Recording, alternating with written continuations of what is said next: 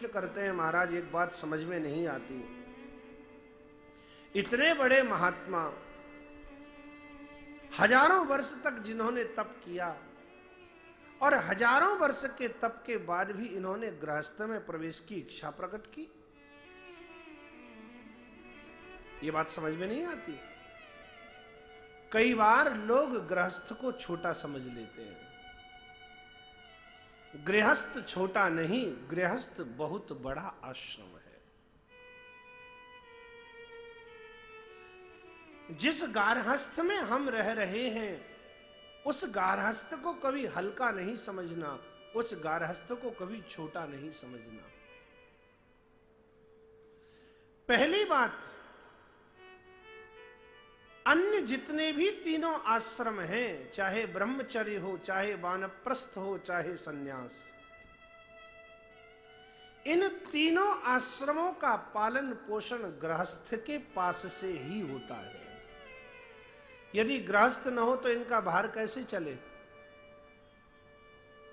श्री भगवान कृपा पूर्वक गृहस्थ के द्वारा इन तीनों आश्रमों का पालन कराते हैं। दूसरी बात, यदि गृहस्थ न होगा तो इन तीनों आश्रमों की व्यवस्था कैसे चलेगी?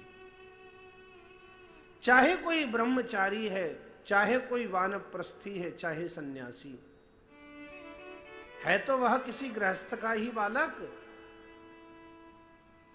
जब किसी गृहस्थ ने उसे जन्म दिया तब तो वो ब्रह्मचर्य व्रत का पालन करने के लिए गया, तब तो उसने वानप्रस्थ में प्रवेश किया, तब तो वह सन्यास की ओर प्रवृत्त हुआ। शरीर देने वाला गृहस्थ ही है। और तीसरी और सबसे महत्वपूर्ण बात,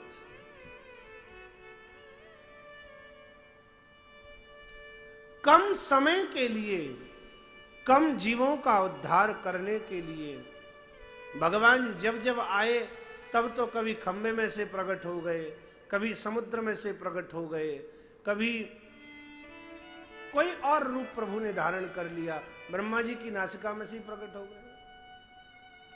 कच्छ, मत्स्य, बाराह, नृसिंह,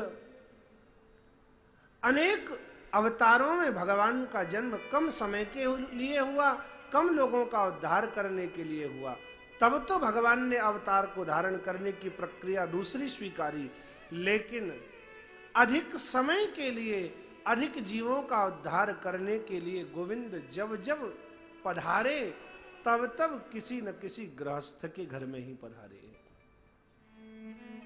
चाहे वह देवकी वसुदेव हो, चाहे वह दशरथ और कौशल्या हो, चाहे वह